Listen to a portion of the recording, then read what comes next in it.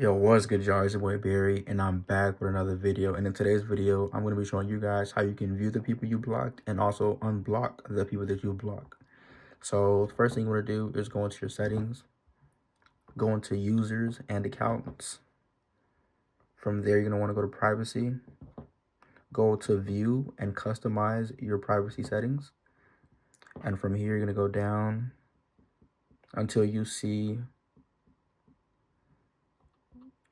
where is it at? People you're blocking right here. I just skipped over it. So player you're blocking, and then boom.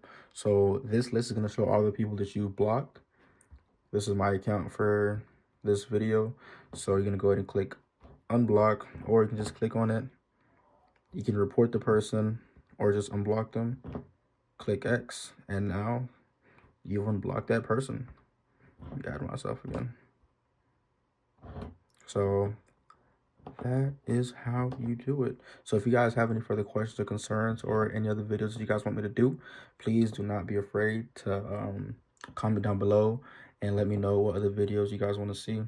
Make sure you give this video a like and just let me know what other videos I want to see.